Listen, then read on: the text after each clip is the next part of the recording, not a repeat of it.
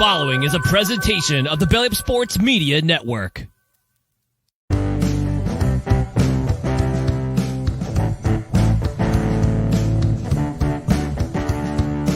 Baseball season is right around the corner, and the 1420 Sports Bar Podcast and SeatGeek are on a 30-day tour with fans from around the major leagues. Listen in as we talk about where to get a bite or a beverage pre- and post-game, best places to sit at every ballpark, favorite food, favorite players, and favorite moments from all 30 stadiums from around the big leagues.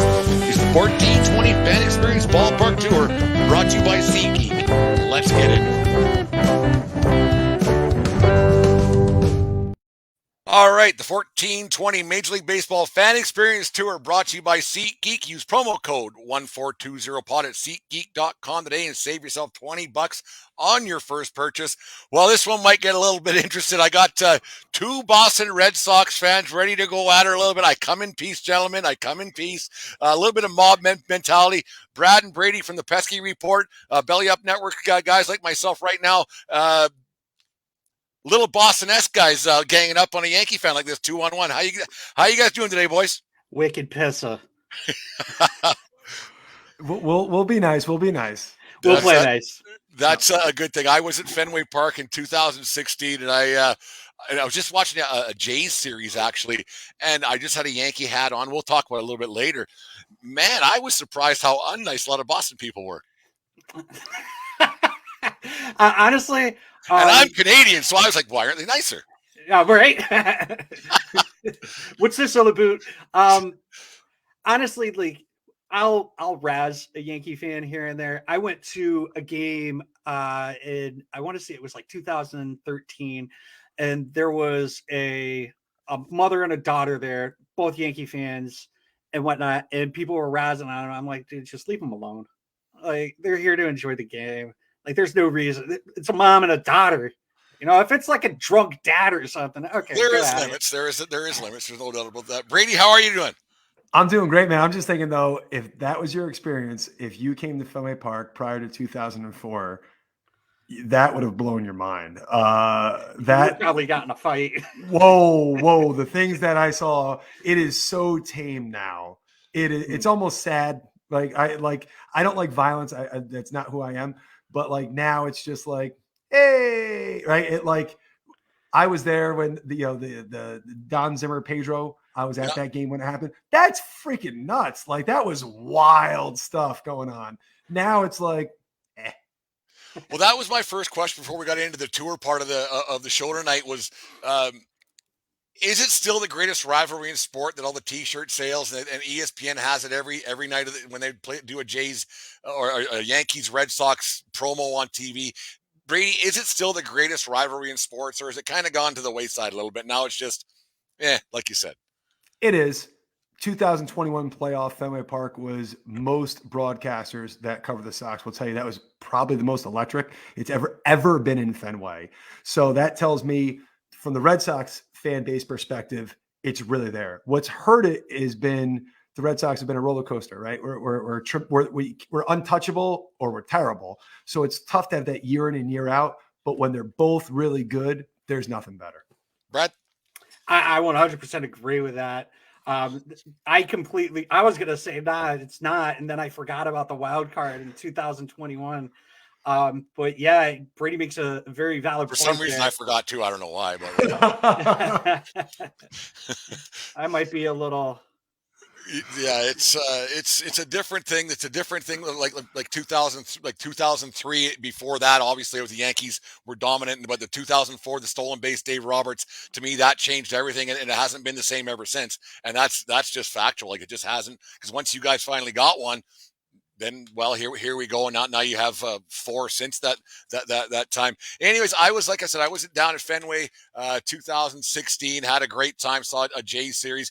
I probably didn't do Fenway Park right. I probably didn't do the pregame right, because I know you guys are going to tell me how I went to all the tourist spots and everything else. What is the best place to go pregame for an adult beverage or a bite or whatever you're going to do? Brad, let me hear it. So when I go to Fenway, my pregame food is sausage and peppers outside. You got to get it at the cart.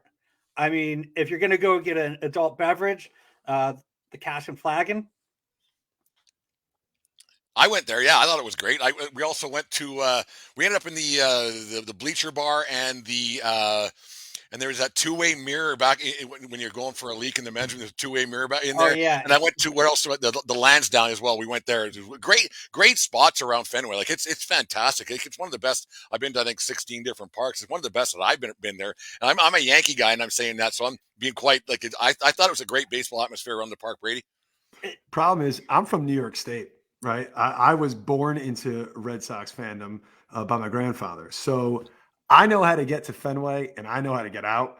But I'm a New Yorker who's really like in the wrong, I live in the wrong state. So I'm going to usually drink a coffee because I have a 3.5 hour drive home. Yeah. But so I'm in, I'm out. I can tell you some good parking spots, like some really good parking. Like I can tell you that. That's for sure. Fenway Dunkin' Donuts everywhere you turn around, and there's like Tim Hortons out there. You go, Dunkin' Donuts everywhere you go, and around there, it's unbelievable. We went on the duck tour and stuff around Boston. It's a great city. Like I was actually quite shocked. No, just the area going around when you get inside Fenway Park. Once you decide, okay, I'm in. Okay, what is the best food that they have in Fenway Park? And don't say just a hot dog or popcorn. I want to hear something that's Fenway-esque. So if it's your first time ever going to Fenway, you absolutely have to get a Fenway Frank.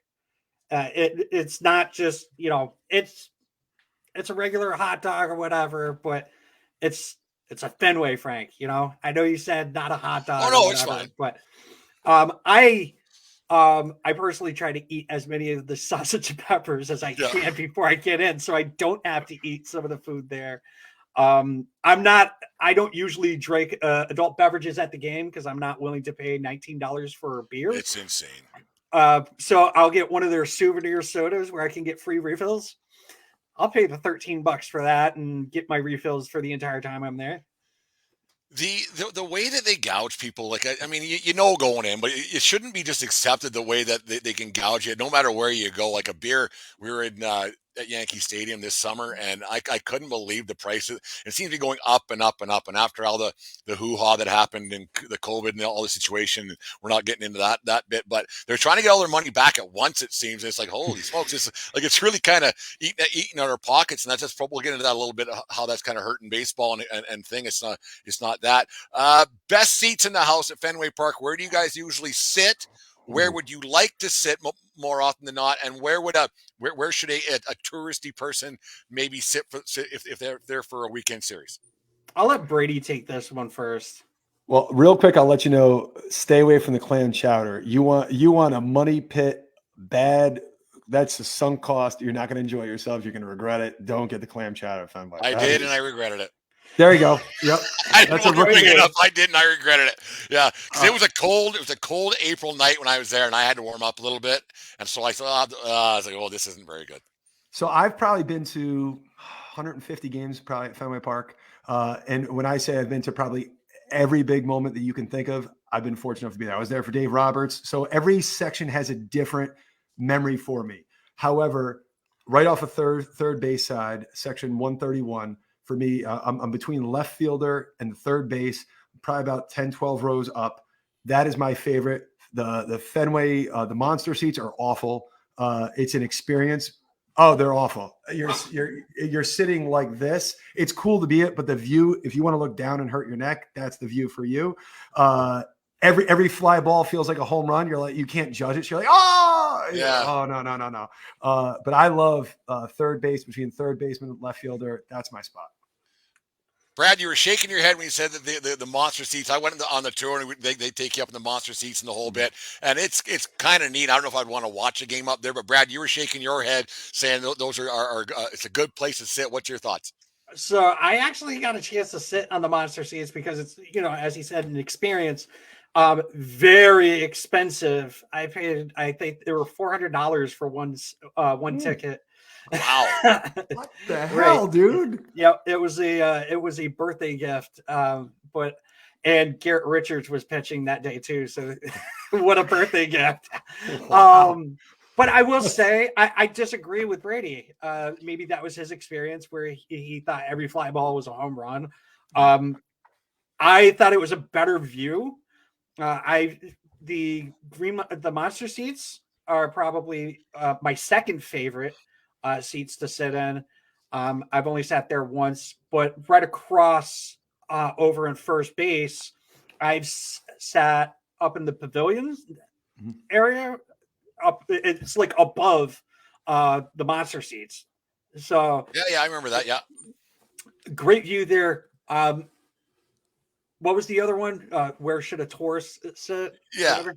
So you should not sit over near right field, on the right field first base line, unless you want to just like look at the game like sideways the entire time. Yes. Because that's before stadiums started angling the seats towards home plate. It was just straight up, and you're looking out towards everything else. It's so obnoxious. I think Citizens Bank Ballpark in Philadelphia, when they opened that place, I think that was the first one. Hey, we should turn the seats like just a little bit of an angle, and we can see everything. Like, yeah, it's crazy how that worked out.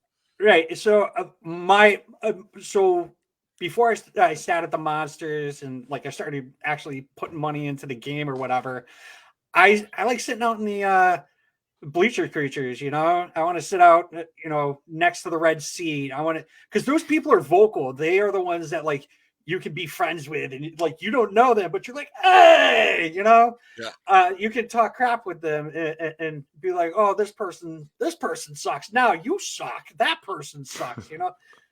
So I have a lot of fun out there. That's like when I go to Yankee games, I sit out in 203 with the like you said, the bleacher creatures, the actual bleacher creatures, not the ones you're talking about. But I gotta talk to you about that one. Well, we can get into whatever you want. We got nothing but time here.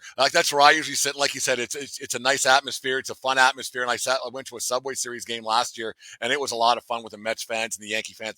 Everybody's getting along. It wasn't harsh or anything else. There was a few funny things that were said, a few were a little obscene, a little bit for maybe a little bit more than PG-13 kind of a deal. And it kind of happens sometimes, which is unfortunate. And the older we get, the less PG or mature and vulgar things you want to hear at a ball game. That kind of gets me into like when as we're getting a little bit older and aging, is there a baseball problem? Because there's the new rules and there's problems with streaming and there's problems with people getting to be able to watch the games.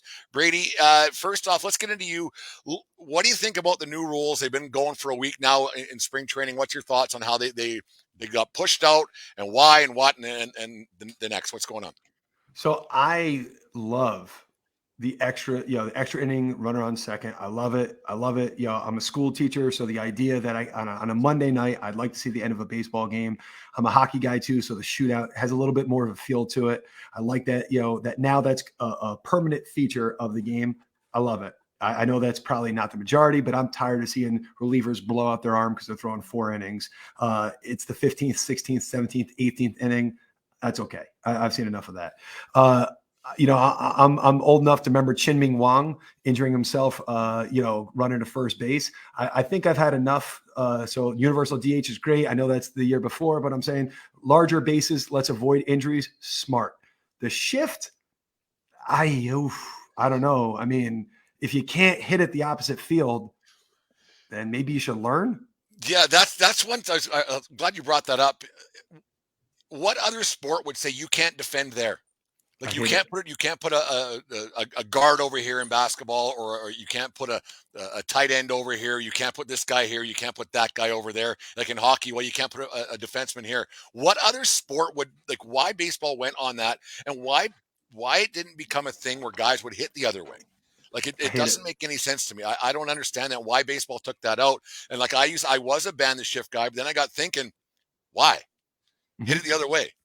Yeah, no, like Derek Jeter made a career out of doing, like, he was great going the opposite field. Like, it's an art, right? Like we're now taking that away. Like, learn how to pitch better, learn how to play better defense.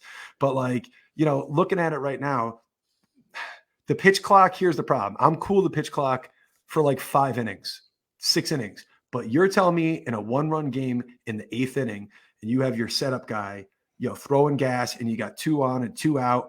Now we have to worry about speeding it up. That's the part of the game. I want to feel that tension. Go ahead, Brad. Did you guys just see? I forgot what pitcher it was. There was a video I believe shared in our. Wandy Peralta struck out. Who is it? Tucupita, I don't know, is some kid on the Pirates in 20 seconds. Uh-huh. I think that's pretty cool. Going with you, going with you, Brady. I do agree. At some point, it's they have to think about it. 5, 6. I'll let it go 7, but like 8, 9, 8, 9. Like you said, dude, you're a setup guy, you're a closer. Mm-hmm. You know what would happen if like the World Series came down to 2 on or 3 bases loaded, 2 outs, full count, and then like the batter didn't get into the box under 8 seconds or whatever. Mm-hmm. It's like, okay, you just lost. I think you guys are my 8th or 9th stop on this Major League Baseball tour that we're doing here on the 1420 podcast. And I brought it up. I can't remember what guy it was, but it was earlier this week. And we were talking about some of the great moments in baseball history are like 9th inning home runs, 11th inning home runs. And those moments, as you're a fan, you're standing up. If you're at home or at the game, you're standing up and you're chewing your knuckles off, not just your fingernails, and you're enjoying the game and the moments. And I remember like here in Canada, the Joe Carter home run against Mitch Williams with the Phillies. And then you have the Jeter home run, the Mr. October, and on and on it goes. And those at bats seem to last forever. And and I don't know if it's just how our memories remember those things, but it just seems like guys holding the pitch and you hear the announcer talking for it seemed like half an hour before a pitch was thrown. I hope we don't lose that because of somebody has to go somewhere in October on a Tuesday night. Like that's one thing I'm really worried about. I'm glad you guys brought that up because those moments in baseball and that's what makes this game so great is those moments in the 9th, 10th, 11th innings that they happen in the playoffs. And because someone's in a hurry that didn't really care about the game anyways, I think that they should get rid of those in 7th inning. I think 100% that's the way they should go about doing it. I'll tell you one rule that I absolutely hate: the disengagement with the pitchers. It's like, okay, so you throw over there twice, you're screwed now. So if you throw over there again and you don't get them out, it's a balk. If there's a guy at third, they scored. I don't like that rule. I think that one's a little silly.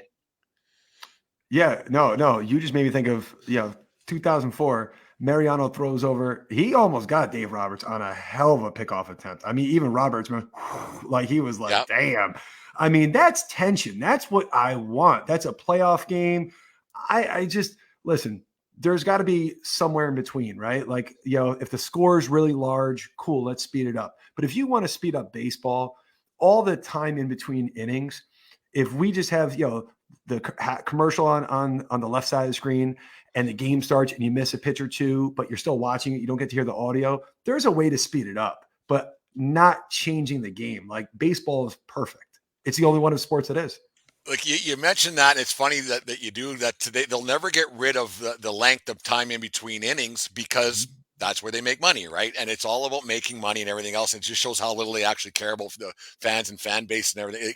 It's too bad because that would be the easiest way to speed up a baseball game and not lose the spirit of the game. And you mentioned the 2004 the stolen base of Dave Roberts almost got picked off because he had to inch back the bag a little bit on his leadoff. That play at second base was a lot closer than it might have been the pitch before, right? And so that changes the way the game's played. And I don't like the way, like, I'm not an old man get off my lawn kind of guy, sitting on my porch waving my cane at the guys, but it's like the way they're just going about it all at once. I mean, baseball's the only sport, I guess, that hasn't changed, which is, I think that's why most people like it. And the people who aren't watching, they aren't going to start watching because there is a little bit less time. They aren't watching anyways, because the reason they're not watching is because most places you can't watch the game anyways because it's blacked out. Like that's the actual problem why people aren't watching aren't watching baseball. Brad, what's your thoughts? I agree 100%, man. There should be no blackouts.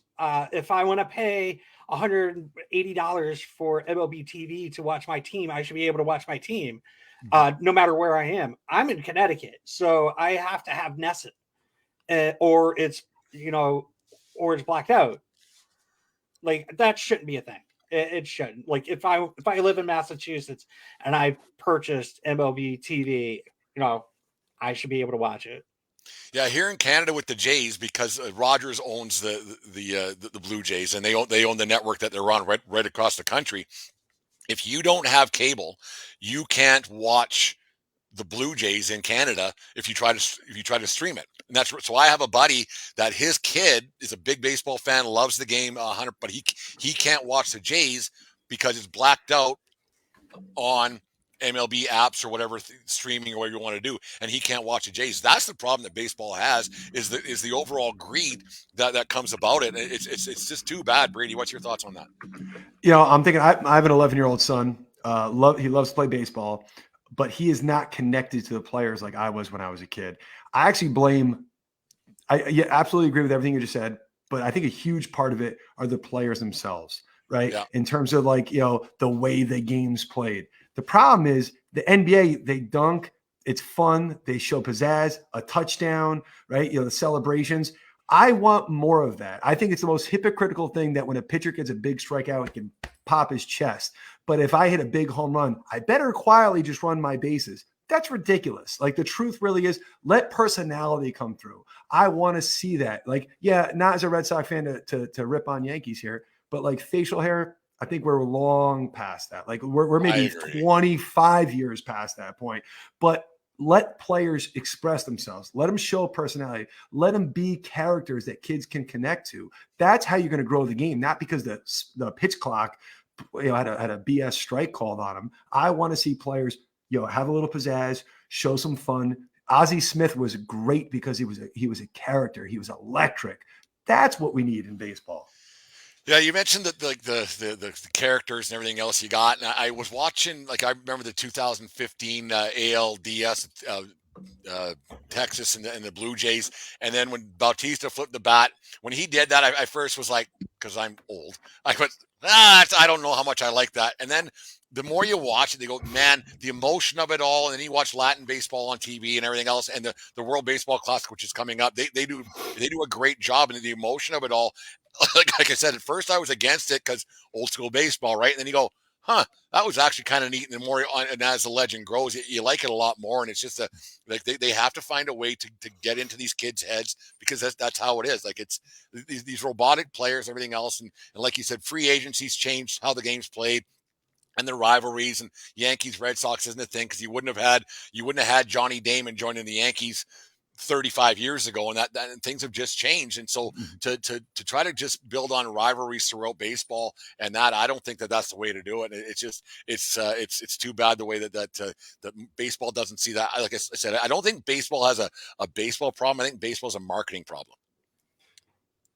Yeah, that goes without saying. I mean, you have two of the biggest names in baseball, Shohei Ohtani and Mike Trout playing for the Angels, and what are their crowds like? You put on an Angels game, and it's okay if Shohei's pitching, it might be a little fuller, but it's not sold out.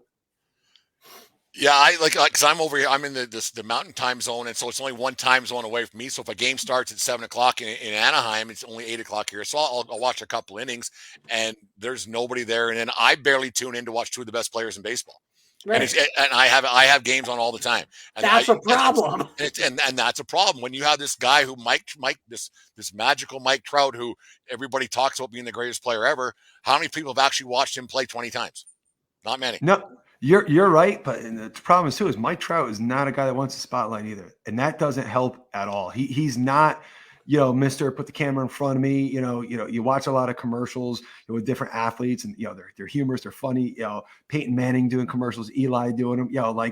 You want to see that stuff, you want to promote that stuff, and you can't make Mike Trout do it. But bigger aspect of the game to really grow the game, if the best player in baseball doesn't want the spotlight, that's a problem. That's actually a real problem. Yeah, like we got out here in Alberta, we have Connor McDavid, hockey player with the Edmonton Oilers, and the only time you see him show any emotion was when he scores a goal. But then they have him on with Gretzky on these Bet MGM commercials. That's the only time he shows anything. So that hockey has that problem too, with their greatest player, because a lot of these kids, it's a different game now. They're robots a little bit, and they're groomed to be baseball players and hockey players. It could the academies and everything else that they go to, so they don't. They don't really have an allegiance to a team, and they don't really have they don't grow up or playing for teams, and growing up they grow up playing for so many different travel teams and everything else. So that's a problem that baseball has. We'll get off the negativity of baseball. We'll talk about some Red Sox odds, which is just as negative as anything, but I had to get it in there, boys. Brad, we'll start with you. Who's your favorite Red Sox player of all time? Mike Greenwell. He was good. He was all right. No, all are pretty good. Not great. I said he was good. Good player. So, fun story for you. It might blow your top off. I actually grew up a Yankees fan, and what ended up. So, I've told this story 100 times on our show, but my all-time favorite player is Don Mattingly. No matter who I tell, like somebody comes up to me and asks me, they're a Red Sox fan, they ask me, I'll be like, it's Don Mattingly. But what ended up changing me from being a Yankees fan to a Red Sox fan was I saw Mike Greenwell for the first time ever. I saw someone hit a home run over the Green Monster, and it was Mike Greenwell. I was like, oh my God, that guy's awesome. Yeah. My dad put the game on. I watched it. Greenwell hit it over. I think he hit it over the net, because it was nets then. It was a net then. But yeah, I'd go Mike Greenwell, probably Pedro and Ortiz after that. I'm not a big Pedro guy. Ortiz is, I don't know. I think he's a tad bit overrated. Maybe that's my Yankee bias. That's just me. And then what? You were at the Brady. That's your favorite Red Sox player of all time. Like you said, you were born into it from your grandfather and everything else. So who's your favorite Red Sox player of all time? I get goosebumps talking about this guy. David Ortiz changed the franchise complexion from the lovable losers to the most successful baseball franchise in the last almost 20 years. There's no other player in baseball that can say, I changed a franchise direction. There's none. I don't have another guy who said, I'm just going to go, you're going to go from, you're going to find a way to lose to I'm going to make you win. Yeah. That's it. He has the most game-winning hits in the postseason, most game-winning RBI hits in the postseason history. That's it. From seventh inning on, in crunch time situations, it's only him. There's not like, oh, it was this guy or was that guy or whatever. Nope. He's by himself on an island. And the truth really is, he changed the entire, to see it from what they were. 2007, they're down against the Cardinals. He calls a powwow. Oh, not 2013. Yep. They're down. He huddles them up. Says, get over here, boys. This is not the way this is going down. They score, I think it was 4 runs in that inning. I mean, it's just different to see someone in real time that is a legend. I actually think he's underrated, which is the truth, because he only was a DH. But you know how many guys have tried to only be a DH and they can't get in the flow of the game because they have to sit and think about their last at bat over and over again. Horrible Achilles injury, his last couple of years of his career. His numbers are sick. He's unique. Yeah, that's one way of putting it. Yeah, no, he was a great player. I just on that. He was a great player and everything else. The way he went going. Let's go back 2004, guys. 3-0 Yankees are up. Dave Roberts stolen base. We all know the story, how it went. After Game 5, I said to whoever would listen, and I talk a lot, so that's why I have a podcast now. I said, whoever would listen, I don't know who's going to win Game 6, but I know who's going to win Game 7. And I knew that, and that's how I felt back then, and I knew it, and that's the way it all turned out. When did you guys back then? When did you think we got this? There's no way we're losing this series. This is what we're going to do. I'm not saying the world that go on to win the World Series, but to beat the Yankees 2004 down 3-0. When did you guys go? Yeah, they got this. I'll take first, but I'm going to say not until the last out in Game 7. Because like as a Red Sox fan, you had the Aaron freaking Boone hit the year prior. So like every time you think you're there, back then it was the curse. So like every time, like I said, the last out, Game 7 was when I was like, "Holy crap, we won!" We finally did it. And Yeah, and no. to, about the World Series in 2004, great.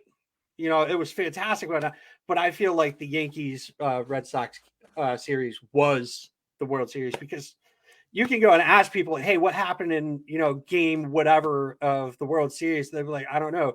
Hey, what happened in game 4 of the ALCS, and people would be like, oh, the Red Sox ended up winning.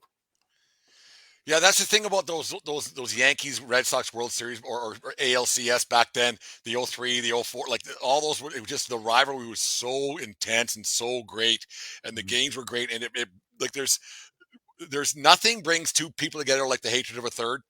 And that's something that happened. Like if you hate the Yankees, and there was a lot of Red Sox fans because everybody hates the Yankees, and that's just the way it is, right? And so the way that just built and built and built, and baseball's great and I hate to say this, baseball's great on a national level when the Yankees are relevant and the Yankees are doing well because more people will watch, and that's just factual.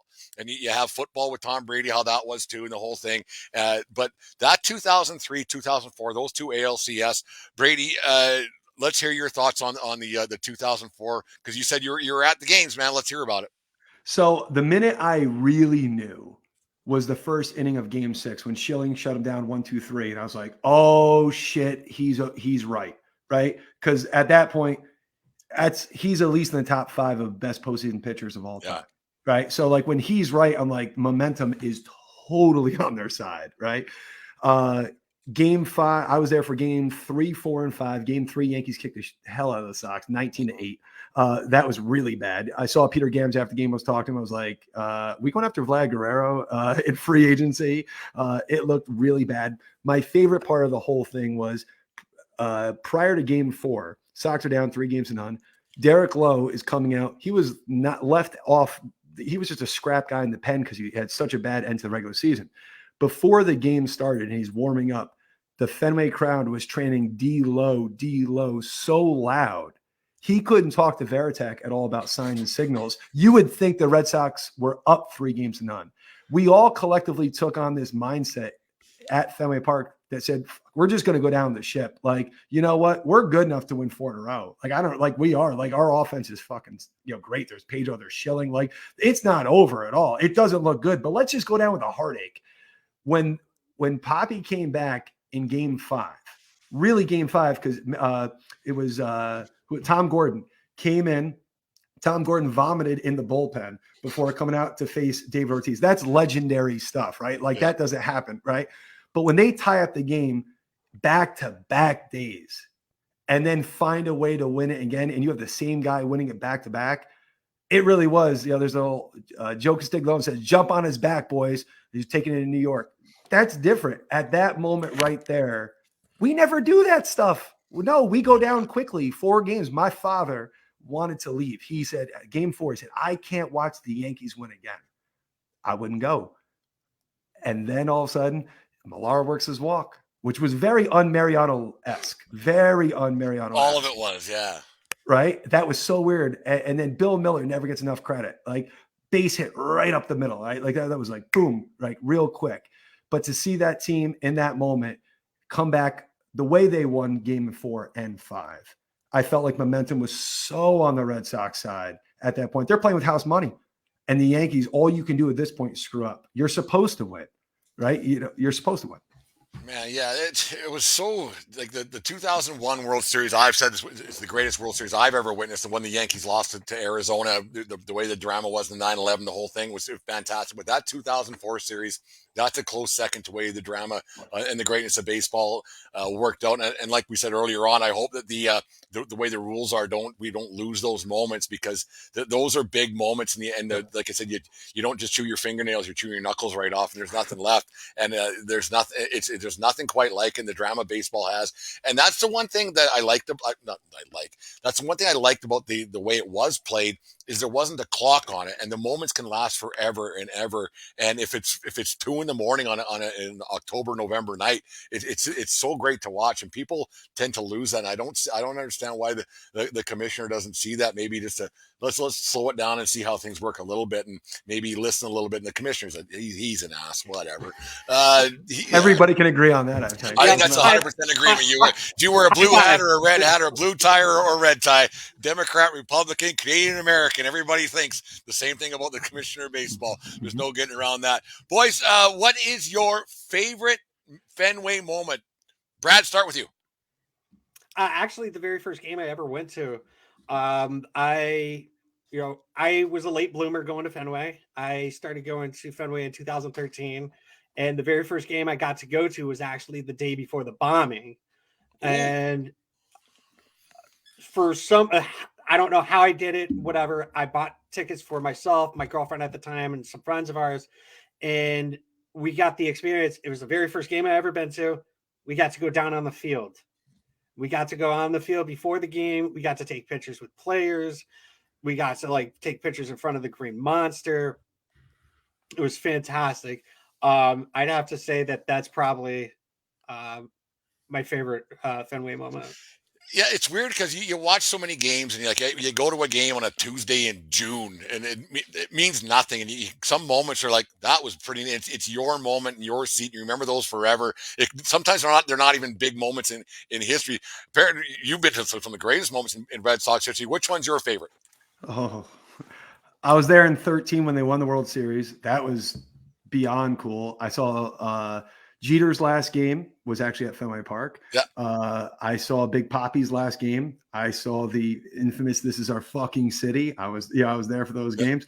Honestly, to get sentimental here real quick, when my father passed away, about 3 weeks before, he bought tickets for him and his friends. They're all Yankee guys, and they were going to go to Fenway. And so he had a group about 5 or 6 seats, and I felt like I had to go in place of my dad. So I went, I called the Red Sox and I said, "Hey, I'd like you to do something to honor my dad." And they would not take a penny. They put on a Jumbotron, honoring my father. And I stood up. I didn't know what to do. I cheered.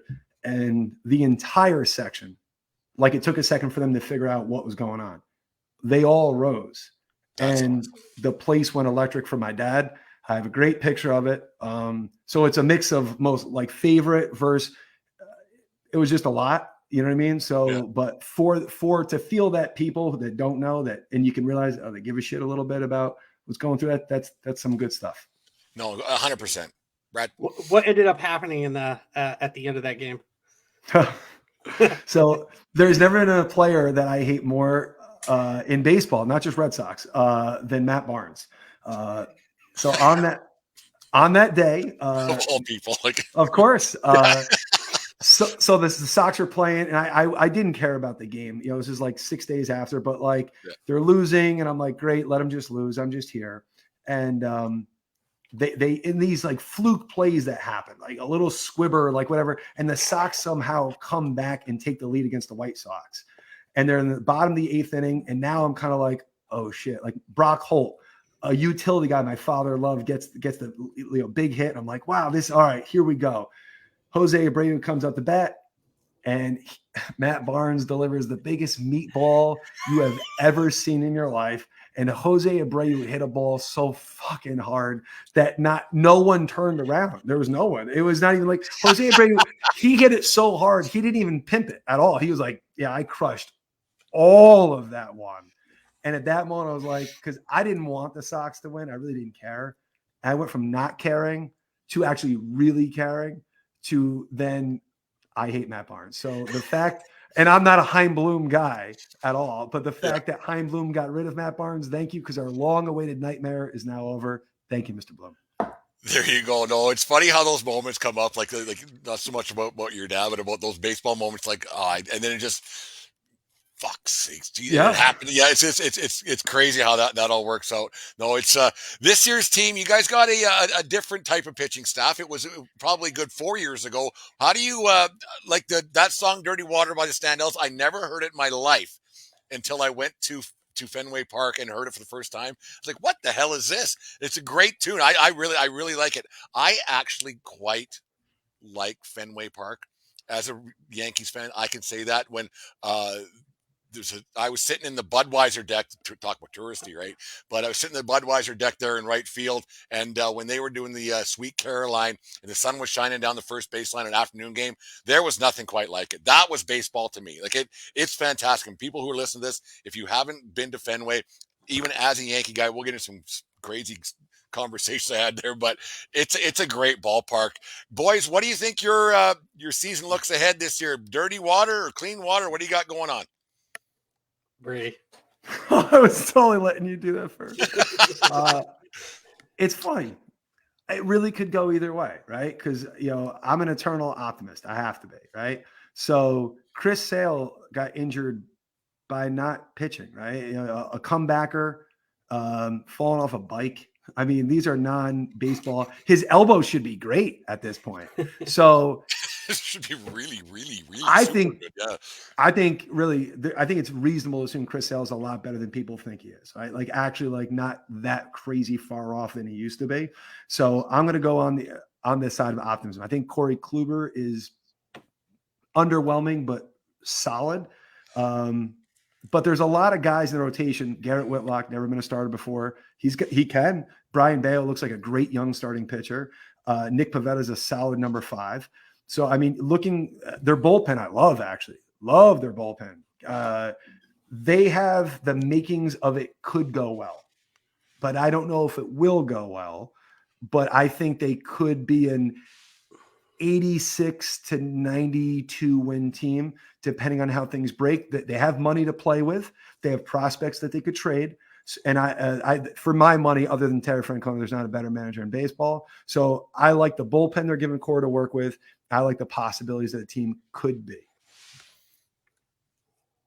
Brad? Yeah, I 100%. You don't seem as optimistic for some reason. No, I'm actually wicked optimistic. I like a lot of everything that's going on with the Sox right now. I like the negativity is actually like, okay, I can't wait until they prove you wrong.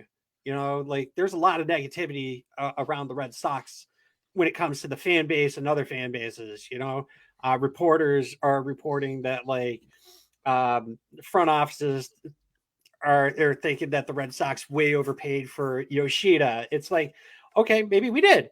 It is what it is. They wanted him. They got him. That's what they used to do. They're a big vibes team right now. Like I agree with Brady when it comes to the bullpen. For like a year and change, I'd been the type of person where it's like closer by committee. Closer by committee. And Brady he was like pounding it. He was like, no, you got to have a closer, a set guy. You got to have set rules. After last year, I was like, Brady, you're right. So the fact that we've got a way better bullpen now. And I wanted to say something to Brady. Remember last year when you hated Waka being signed? And I do. Yeah. And then what ended up happening? He was really good. He did get hurt for a while too, though. So he got hurt for like maybe a month, but even still, everyone gets hurt now. Right. Like it's just the way it is, right? Yeah. I just want to know how the lineup's going to be structured. We got so many lefties. Well, Brent, can I ask you a question? Absolutely. Just real quick bullet, just like yay, nay, like in terms of like fit here. Yoshida, you like good signing, right? Like yep. You're intrigued by Adam Duvall, big power right-handing guy. Interesting. Good. All right. Let's see who else we got. Playing second base. Signings Kenley Jansen. I don't like that one. Whoa. You don't like it because he's a good closer, or? I don't like that one because I think that maybe his best, obviously everybody's best days are behind them, but I think his really best days are behind him. So he led baseball in saves, so he's just okay. I just think that the older you get, there's just a situation that I don't trust him is what I'm getting at. Like I don't trust him enough to say as older he gets, I don't trust him enough. The Red Sox had the second most blown saves in baseball last year. It's going to be better. If they had a league average closer, they would have been in the playoffs. Is the closer as much of a thing as it used to be now? Because it's like you said, it's closer by committee and bullpens, everything else, and like it's just a different. I'll see you later. I'll let Brady just talk to you. You've got to have an ace in your pen. You have to have an ace in the front of your rotation. So shutting down, I think as Red Sox fans, they saw fumbling through April and May. You can't win a pennant in April or May. You can lose it. You can lose it. I say that all the time. Joe Torre's favorite line, love it. He said one thing: nothing ends the season faster like a leaky bullpen. I mean, he's just right. So if you told me you have a non-electric Kenley Jansen who's probably going to get 8 out of 10 saves, right? 7 out of 10 saves. That's good. They're good. Right. I mean, the truth is that is good enough. That's good enough. You got Chris Martin, who's really just massively underrated player.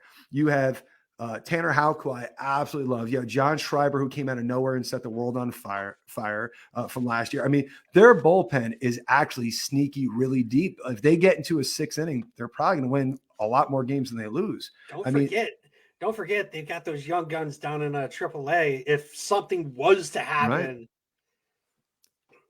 I think the big thing is Xander Bogaerts.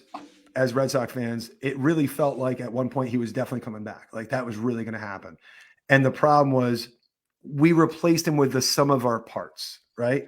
But the sum of the parts are actually really good, but they're not a name, right? They're not an iconic player. And I hate to say it, it might be one of those things in 3 years we're really glad we didn't sign Xander Bogaerts. But for this season, that might be a really tough pill to swallow, but it doesn't mean 2 to 3 years from now when they have payroll flexibility at the yin yang and they can go out and acquire players. I mean, you're looking at the Padres. Who are they going to be able to sign in 2 years? Nobody. Right? I was actually shocked that they didn't say, I mean, he's one of the best players in baseball, but when Machado was thinking about opting out, I would have said, all right, okay, see you later, man. Like, we lost with you, we'll lose without you. Like, and find another player somewhere else. And because I thought Machado was going to opt out and go and ended up signing with the Mets was my thought process there, but that didn't happen. Obviously this week when everything changed, it's crazy. And and I don't mind when owners spend money. I think that the players is what they cost and go out and get them. Like you said, if a guy's this, go out and get him. And I think that if baseball would be better if more owners would do that and spend money that way and not besmirch owners that do. Like when you talk about Cohen with the Mets, how he spends money like a drunken sailor, but you know what? Good. It's way better. I think it's way better than that wanting to win than the other end of the spectrum when you have guys who don't want to win. They're like, okay, I get my $100 million and there's my capital for the year and see you later. Like you have with the Pirates, who also just go on and on through the list. They're like, well, who cares? We're not going to win. You got players that make more money in a year, or if their contract is more than, what is it? Scherzer makes more than the Guardians. Yep. Their yearly salary or whatever. That's pathetic. That's not even pathetic. Yeah, it's embarrassing. It's disgusting. I just, you got like the Pirates, the Guardians. I don't know how the Reds are. But then Reds are terrible. The Tampa Bay Rays, the Nationals, same thing. It's just, and like the Rays somehow can find a blind squirrel finds a nut somehow all the time, and like you just don't know how they do it. I have no idea how they get in every year in, year out. They're competitive. You got a cheat lab because everybody uses analytics. Like people say that the nerds are ruining baseball. Every team uses it. Yeah. Every single team has analytics, but how Tampa Bay does it, I have no idea how that all works out. It's gonna be interesting. Are the Red Sox a playoff team? They could be. I think they're a wild card team. If Chris Sale throws 160 innings, yeah, he's a really good pitcher that the world has forgotten about, and I understand why. 100%. No, he's scary good. If he can come back to what he was in 19, even like around then, like he was unbelievable how good he was. Right. And the thing that they have this year that they haven't in a long time is depth. Right. They have young guys.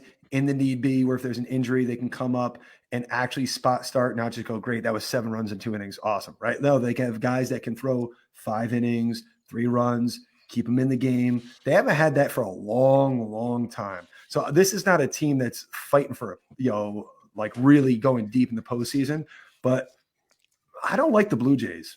There's something that I really don't. I'm not even mildly impressed with that. I like obviously we get them a ton up here and everything else. Yeah, I think the same way. Like I like them. I don't love them. I think that they're good enough and they'll get 90 to 92 wins, but there's something just not that doesn't groove right with him. I can't put my finger on it. I don't know if I trust Bo Bichette that much because he's Bo Bichette, right? Like it's kind of one of those things where he's more. I think he cares more about his headband and his hair than anything else. And not to say anything bad about guys showing a little bit of style and flair, but he just doesn't seem to be that guy who wants to win. He's more about the brand than he is about winning baseball games. That's just my thought on that. And I don't know about how good their pitching staff's going to be. It's just one of those things that And I'm not huge in the Yankees this year. I'm actually not. Their pitching, they still can't hit. They strike out a lot. Did you see the rumor that they're talking about putting IKF out in the outfield? The problem with IKF, he's a terrible shortstop. I shouldn't say terrible. Like he's a mid-range shortstop, but he can't hit either. So why even have him in the? That makes zero sense. Every team has a player that's confounding, right? That doesn't. We have Ryan Brazier. You have IKF, right? Like and it's like, okay, well, we'll put him here. Why? And the way Boone and Cashman, well, he has this stat. No. Well, I believe in him. How? Eye test, man. There's eye test analytics. Eye test says he can't play baseball. He cannot play baseball at Major League level.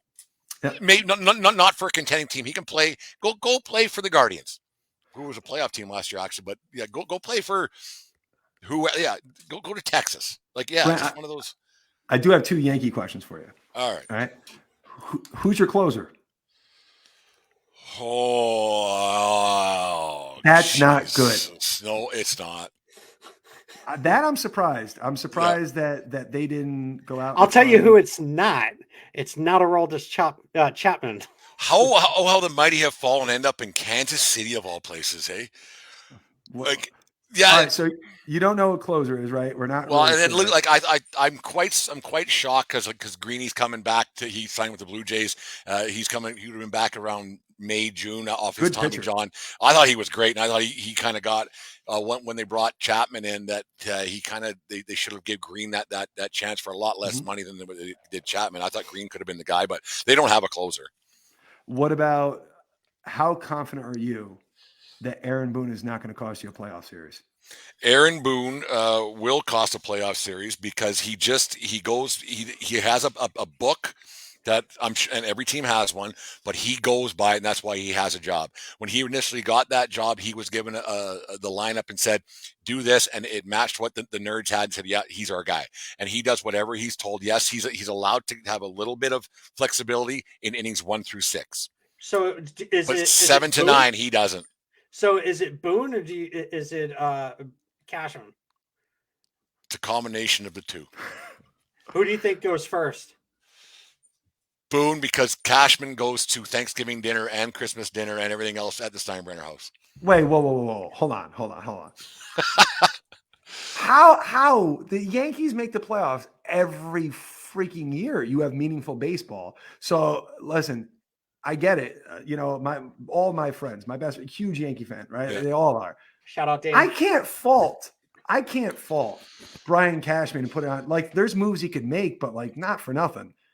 Like, no, I don't dislike Cashman. Like he's done all he could, and they spend money like nobody else, and every year they do it. And it's not a Cashman thing, but I think eventually you do need some different blood, because if you keep doing the same thing over and over, expecting a different result, that's the definition of insanity. And they only have one World Series since 2009, blah, blah. I mean, lots of teams would beg for that, but to lick the jar as much as they have and not be able to go over the top, yeah, eventually you do got to blame the players. But it's not Cashman's fault, because Cashman goes, well, here you go. This is what we got. But he also hires the manager, right? And hires the staff, and that's the thing. So it's that could be his fault. I think they got rid of Girardi a little too quick. Oh, yeah. Absolutely. In 2000, what was it, 17, when they got rid of him, they shouldn't have been anywhere near that playoff spot that they were in. And they should have never been within the ALCS, going to 6 or 7 with Houston that year. That was a great team of young guys. And that was supposed to be a rebuilding year. And that was more Girardi than it was Cashman, in my opinion. So no, I don't know if Cashman's to blame, but he's also not to help, I guess is the word I'm looking for.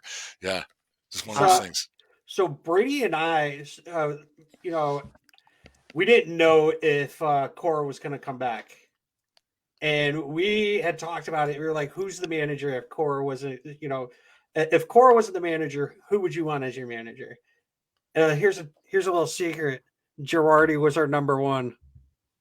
You wonder how that would turn out. Like, I mean, like, rivalries are different now, and it's not like it was 20, 30 years ago. And we've talked about it earlier on in the show, but you wonder if asked if he would take that job, right? Because there was a rivalry and everything else. Of course they would, but you wonder. You go back even further. Let's say if Joe Torre was 20 years younger, if it was Cora, would Torre take that job? I bet he wouldn't. He wouldn't. I bet he would, because the way the rivalry was and everything else. I don't think he would. Like, baseball's weird. I know, but it's like you so get a chance. Ingrained. You get a chance to play for a fan base that is ravenous, and they both are. Yeah. I don't think you pass up an opportunity at all. I mean, like, if the Yankees dismiss you, I didn't leave the Yankees, right? You know what I mean? But I take a look. There's one player who is still a free agent, former Yankee, intrigues the hell out of me. And this guy, in my opinion, Joe Girardi made his career and Aaron Boone destroyed it, is Gary Sanchez. Gary Sanchez came up hitting 39 homers in like 120 games. Unbelievable. I mean, you talk about, like, Girardi pushed him and just pushed him and pushed him. That catcher mentality, because Girardi was the catcher. Yeah, absolutely. Yep. And you can see that once the more laid back approach, hey guys, we try, Aaron Boone is the antithesis of Joe Girardi. And the Yankees don't seem like they have that edge. That team, and you're right, in 17, that team had something to it. Yeah. It really did. Didi was there and everything else. Like when Didi, he played way above his head, obviously. But that team in 17, it came out of nowhere, and that team was a lot of fun to watch, especially after 15, 16, when Jeter left. Well, Marion left 13, 14, Jeter left, and then it kind of went sideways. And thank God A-Rod left, because, well, who likes A-Rod? But it was a. Do you guys like A-Rod? I love A-Rod. I think he's a good player. I think he's a better player than a broadcaster. He annoys the hell out of me on television. So that's just like him as a player, love him as a player. Mm-hmm. Not a fan of him on with a mic. Yeah. If we're talking just baseball, absolutely. As a player, 100% should be in the Hall of Fame. You find another baseball player in 2003. He was traded from the Texas Rangers to the Boston Red Sox, and he voluntarily devalued his contract because the Red Sox ownership would not pay. And he was like, cool, I'll leave $6 million a year on the table. I don't really care. I want to play for the winner. And the union said no. That's how he ends up with the Yankees. Find me another star player that actually said, I want to take less to play for a winner. Find another guy. You look at Robbie Cano, doesn't run out ground balls. You look at Manny Ramirez, doesn't run out ground balls. You look at A-Rod, freaking runs hard every time. He gives max effort. Maybe he did it too much. He's our worst enemy. But you uber talented, totally gave a shit. I respect that. Yeah, that space between his ears, that 6 inches, or his probably 8 or 10, the size of that head of his. But that was his biggest enemy to me. It was a done deal. You guys ready to go to some extra innings here? Oh yeah. Is a hot dog a sandwich? No. That's not the right answer. What Yankee do you guys dislike the most, past or present? That's such a good question. Oh. Past or present? I can't hate Judge, so there's that. Why? I said why? I can't hate Judge. But why? Why? Because he's a nice guy. Okay. You've met him when in real life? So his audio clippings sound nice. Check. Got it. That checks out. All right. Current is easy. I can do current one. Okay. it is so easy to hate Garrett Cole. Oh yeah. It's Speaking of robots, yeah. yeah, like so that's easy. Right? Guy has no personality. The pine tar he has on his hands has more personality. Yeah, I agree. And honestly, for me, see, I hated Mariano when he played against the Red Sox, but man, I respect the hell out of him. So that's a tough answer, but like Paul O'Neill probably pissed me off the most. I could see that. Yeah, I liked Paul. Like, was it with the Cardinals or the Reds? Reds. Did he kick that ball? Yeah, the Reds. Yeah. So I mean, if he played for the Sox, I would have loved him, like totally. But the worst nickname in sports history, the Warrior. Yeah, whatever. Yeah, stupid. Ultimate. Yeah, I'm the Warrior. Oh, yeah, right on.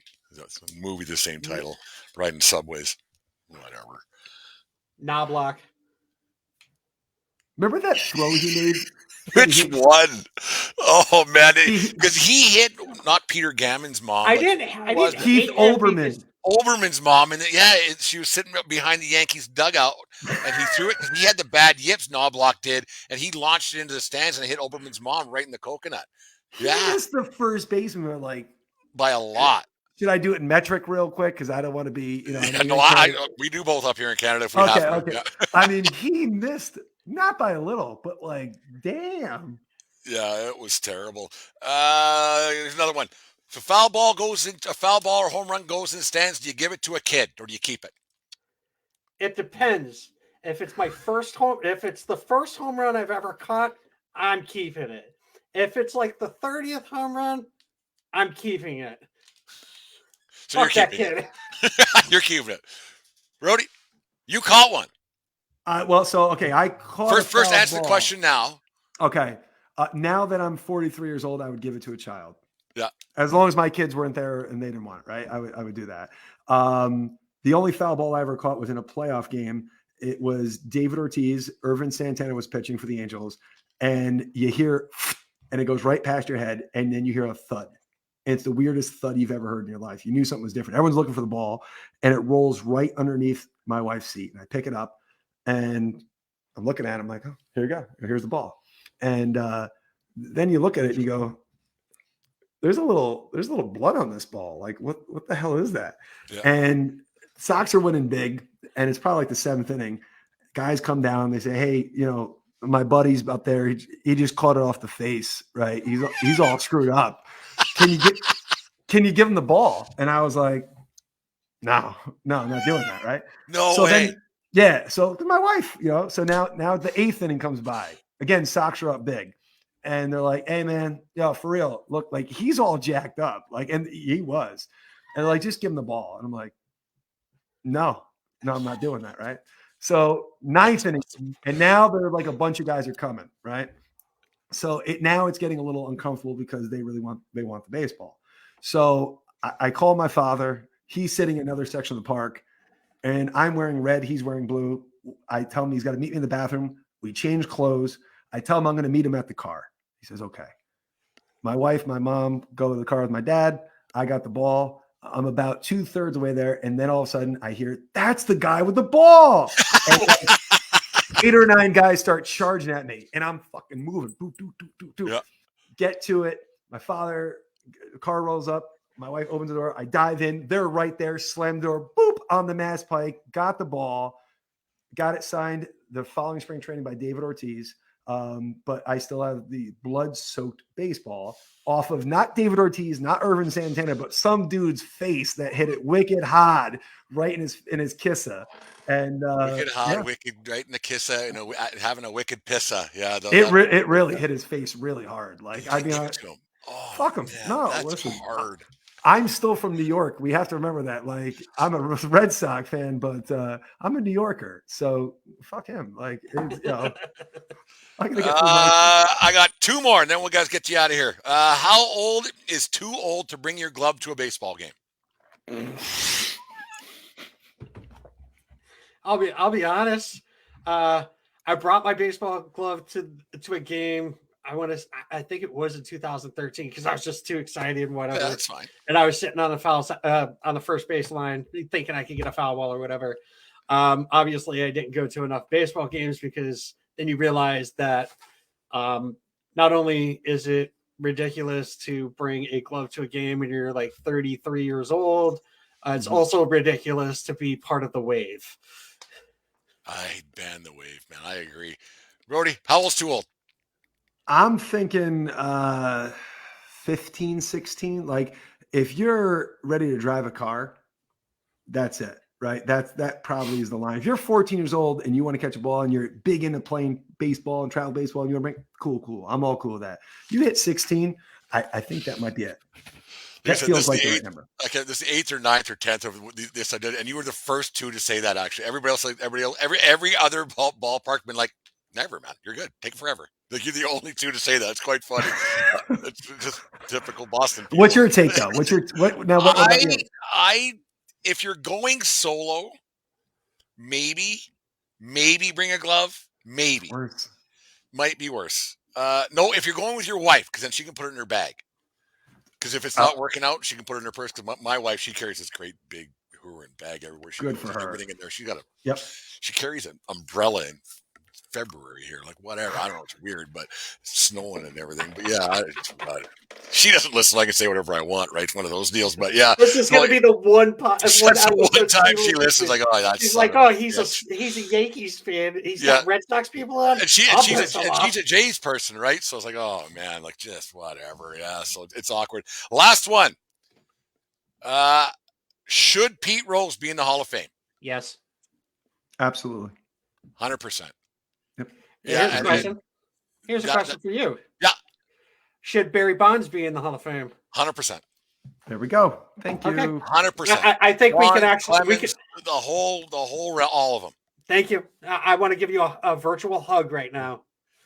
You wearing your Yankee stuff, me wearing my Red Sox stuff, I'll hug you virtually. See, we can all get along, right? Just like Rodney King said back in 1993, why can't we all get along? It can happen no matter what. It's one of those things, right? It's funny that people are so divided on that about the Pete Rose thing and the steroid thing. It was part of baseball. Everyone was doing it. They were juicing guys up and nobody cared then. So why are we caring now? Right? Like, I don't understand that and why people say they cheated the game. Well, you know what? And just because everybody's, doing this and doing that, jumping off a bridge, would you too? Well, maybe, I don't know, but it's just one of those things. Who has the most home runs in a season? There you go. Who has the most home runs in a career? There you go. Put him in. Like I know it's. So if we want to grow the game, and like we have kids going to the Baseball Hall of Fame, going to Cooperstown or whatever, and they're like, "Oh, that's awesome!" Cool, Babe Ruth's in there. None of us were able to watch him. We didn't have videos of all their games. But we had videos of this guy who hit all these home runs. And why is it, Mom, Dad? Why isn't he in there? It's like, why isn't A-Rod in there? That's ridiculous. The thing was, it wasn't illegal. No, it wasn't. And that's the big thing. It wasn't illegal.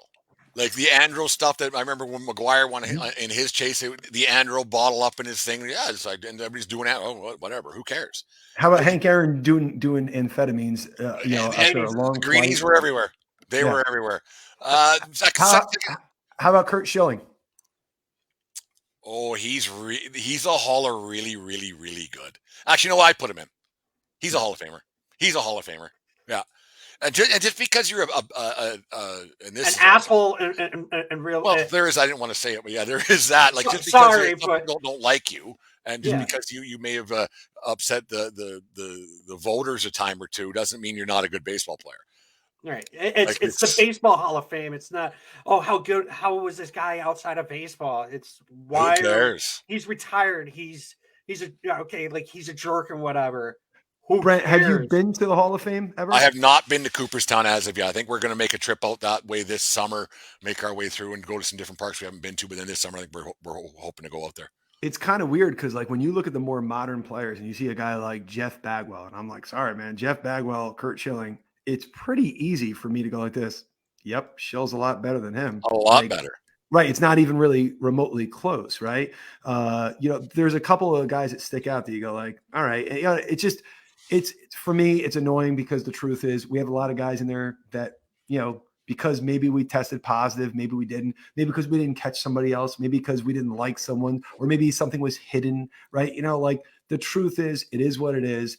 I actually hate MVP votings. I think it's like the stupidest thing, because if you're a good baseball team, every team has MVP. But like to argue who's the most valuable, I mean, come on. Aaron Judge on the Yankees had an insanely great year last year. It's not like he was by himself of guys who had pretty good seasons, right? Like it's a weird to argue that is so hard to say who's more valuable to my team. If you said best player of the year, okay, that could be easier. That's like this is going to sound ridiculous, but I think more people should, more leagues should adopt this. I'm sure you guys have heard of the Canadian Football League.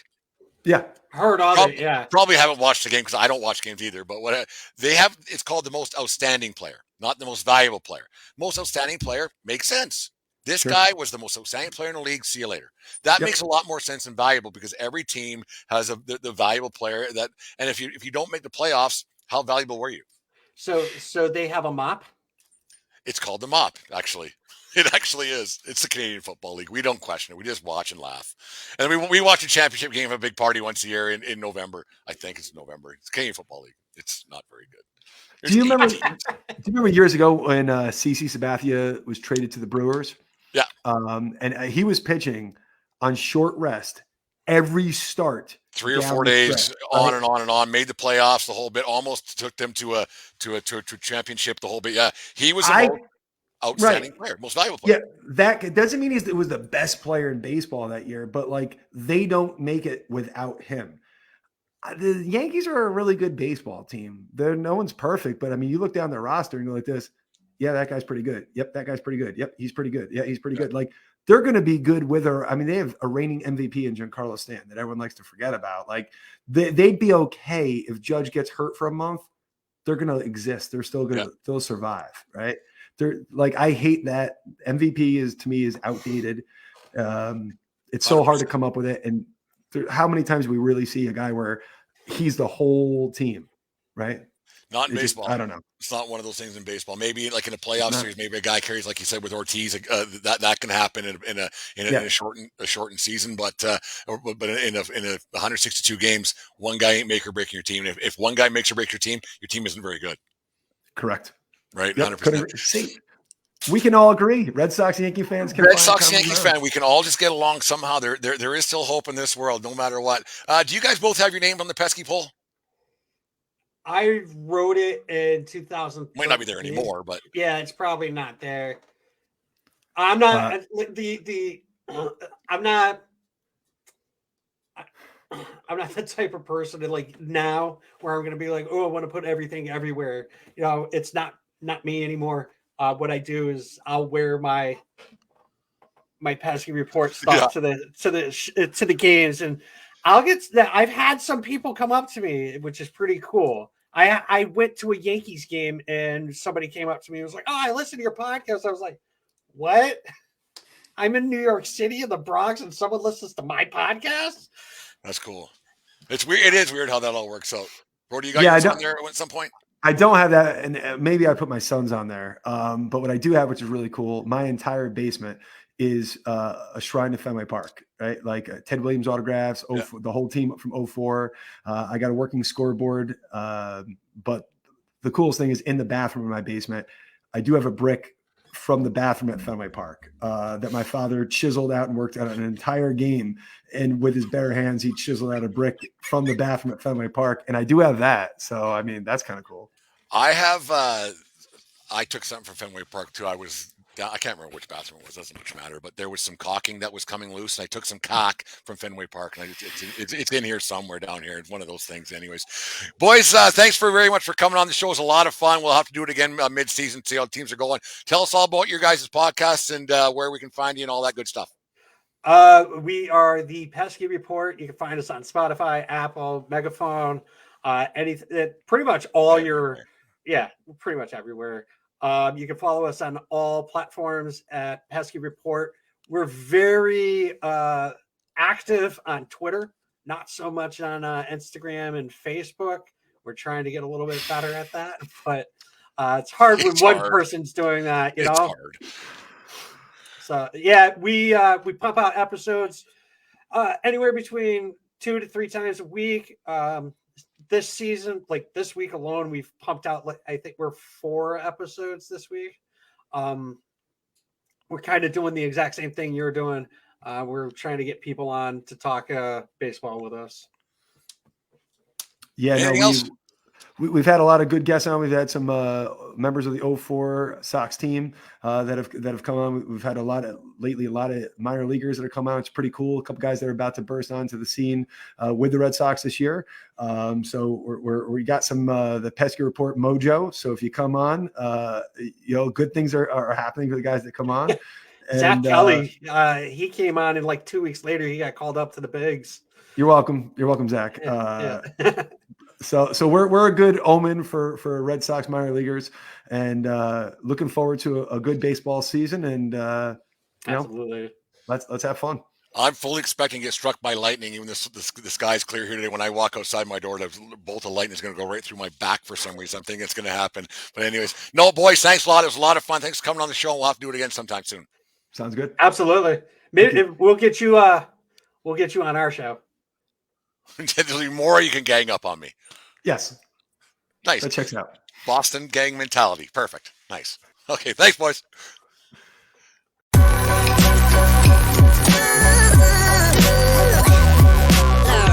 The following is a presentation of the Belly Up Sports Media Network.